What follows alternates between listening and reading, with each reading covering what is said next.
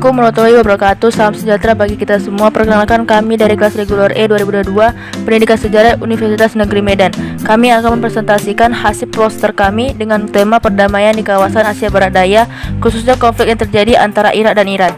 Sebelum ini kami akan memperkenalkan diri kami. Perkenalkan, nama saya Maya Atalisinaga dengan NIM 3223121018 dan teman saya Nur Arifa Siotang dengan NIM 3223321015. Dengan dosen pengampu kami, Pak Pristi Suhendro Lukitoyo MSI.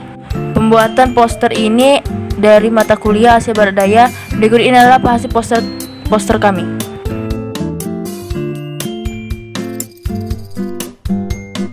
Di sini saya akan menjelaskan latar belakang konflik Irak dan Iran. Yang pertama, adanya keinginan Irak dan Iran menguasai Sungai Shatt al-Arab. Sungai Shatt al-Arab adalah jalur perairan strategis yang memisahkan Irak-Iran menuju Teluk Persia. Sepanjang perairan ini dibangun pelabuhan-pelabuhan besar. Wilayah ini merupakan jalur ekspor minyak sehingga menjadi wilayah sengketa. Yang kedua, adanya keinginan Irak dan Iran menjadi penguasa kawasan Teluk. Hal ini sudah dilakukan sejak Inggris mengakhiri keterlibatan militernya di kawasan Teluk tahun 1971. Saddam Hussein, presiden Irak, merupakan seorang muslim aliran Sunni yang khawatir akan adanya pemberontakan Syiah di Irak. Pemberontakan ini terinspirasi dari terjadinya revolusi Iran di bawah pimpinan Ayatullah Khomeini. Yang ketiga yaitu melemahnya kekuatan Iran pasca revolusi tahun 1979.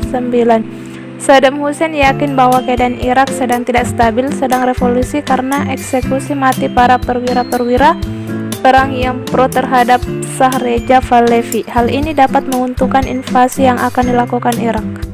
Penjelasan materi kedua, jalannya perang. Materi yang kedua, jalannya perang Irak dan Iran. Awal terjadinya ketegangan antara dua negara tersebut yaitu pada April 1980. Pada saat itu sedang berlangsung acara Konferensi Ekonomi Internasional yang diselenggarakan oleh Persatuan Mahasiswa Asia di Irak. Tiba-tiba saja sebuah bom meledak dan tentunya menggagalkan acara tersebut. Karena kejadian itu Irak menganggap bahwa Iran sedang menantang untuk berperang. Selang 5 bulan kemudian, tepatnya pada 4 September 1980, Iran tiba-tiba saja melancarkan serangan ke beberapa wilayah Irak. Kemudian Irak tinggal diam tidak sampai sebulan. Tepatnya pada 22 September 1980, Irak memulai serangan balasan. Irak mulai menghancurkan pusat-pusat persenjataan berat dan juga pelabuhan udara Mehrabad, Teheran, Iran. Irak berhasil mendukungi pulau Tum Besar dan Tum Kecil atau wilayah sengketa kedua negara yang sudah dikuasai oleh Iran selama ratusan tahun.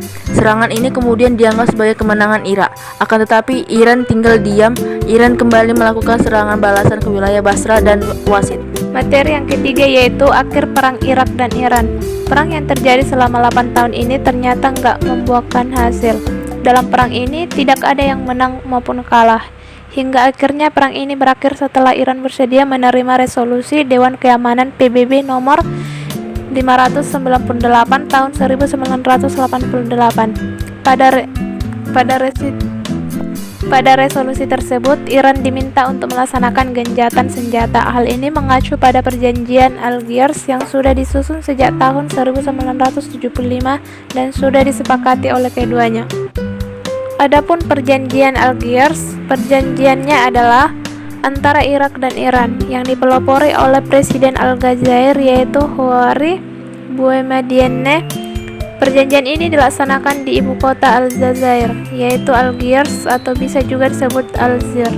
Isi perjanjian Algiers 1975 adalah yang pertama, kedua negara akan melaksanakan penentuan batas perairan pada dasar Konstituantinople atau 1931 dan atas dasar jalur Talwek yang terletak di Shatt al-Arab.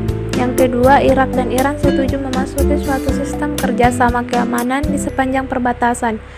Kedua negara harus bertekad melakukan pengawasan ketat dan efektif terhadap perbatasan bersama guna mengakhiri setiap bentuk infiltrasi dalam konteks militer. Yang ketiga, jika terjadi pelanggaran atau perselisihan atas perjanjian Algiers, akan ditunjuk negara ketiga sebagai penengah atau diselesaikan melalui mahkamah internasional. Demikian presentasi kami hari ini, dan kami selaku penyaji mengingatkan kepada teman-teman sekalian untuk dapat mengingat materi yang kami berikan. Sekian dan terima kasih. Assalamualaikum warahmatullahi wabarakatuh. Wabillahi taufiq wal hidayah. Wassalamualaikum warahmatullahi wabarakatuh.